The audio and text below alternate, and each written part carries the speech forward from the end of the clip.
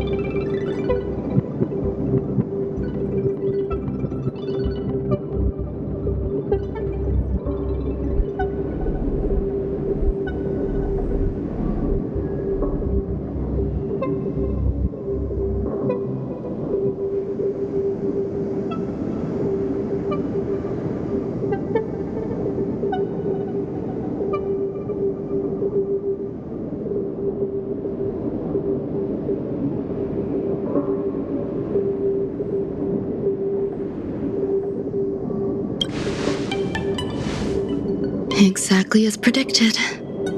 56 seconds on the dot.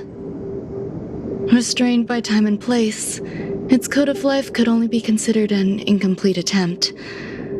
I managed to replicate the moment it was born. However, it would soon disappear and be reduced to particles. Like every living being, it inevitably faced its demise as it journeyed towards the end. I find no fault in that. However, even the briefest life should have meaning.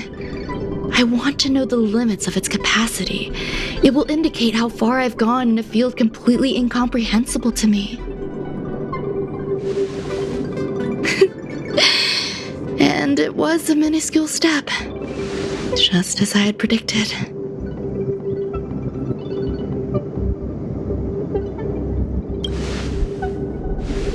Indeed. This is how I keep the distractions at bay. I have to admit that research once made me obsessive. That wasn't a good period in my life. Though now I navigate it much more smoothly. I must admit, I'm not fond of scenarios where everything aligns perfectly with my expectations. An experiment should have its unforeseen twists. That's where the joy lies. Even the most predictable storylines can have their pleasant surprises. I have to admit that these little ones born in the process sometimes move me. I see a human-like response in them. It is a concept completely opposite to that of divinity. They have emotions. Emotions may be either positive or negative. However, the love rooted in the depths of their heart is eternal and unchanging. They're still a long way from becoming geniuses, and are therefore unable to discern whether this love is one of friendship, romance, or familial love. That being said, can even geniuses tell the difference? I cannot, at least. I do not understand what love is, and cannot respond to their feelings. Do you believe my actions were wrong? There's no need to tell me your answer. I just felt like asking the question. How should I take care of them? Perhaps leaving them at the space station is the best choice.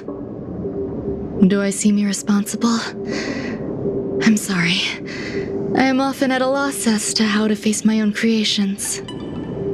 The effects of the anti-truth serum will also wear off. If others mention me to you in the future, you can answer however you like. Or even pretend you never knew me. After all, your memory of me will soon dissipate like smoke. Over time, hidden truths tend to surface. Past traumas, which I'd rather leave behind, have made me skeptical about trusting anyone but myself. If I do not want a secret revealed, the most foolproof way is to destroy it. The anti-truth serum will make you forget the brief period we spent together. It won't take effect immediately. It is a slow, intangible process, like the sweet fragrance of lotus leaves, plum blossom, sticky rice, and frosting sugar. Perhaps you'll remember someone performed selfish experiments on the space station, but you will no longer remember their identity. Perhaps we'll meet again someday, but you won't be able to connect me with the recollection. That way, the connection between life forms will be erased. Friendships, secrets, grudges, lies, all will disappear. It will make our lives more relaxing.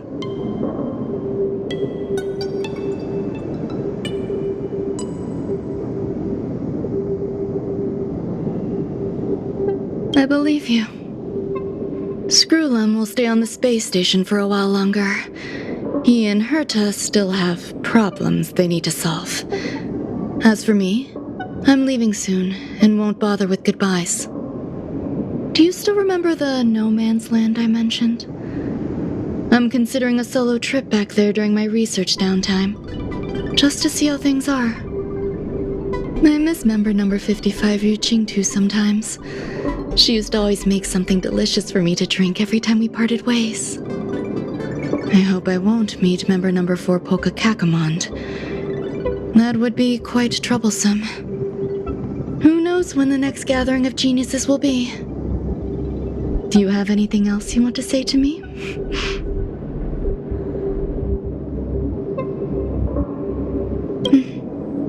I promise I will, Mr. Assistant. If fate allows and you're interested, upon our next meeting, we could journey to No Man's Land and traverse its tranquil glaciers. Though I suppose it wouldn't be No Man's Land anymore. What a conundrum.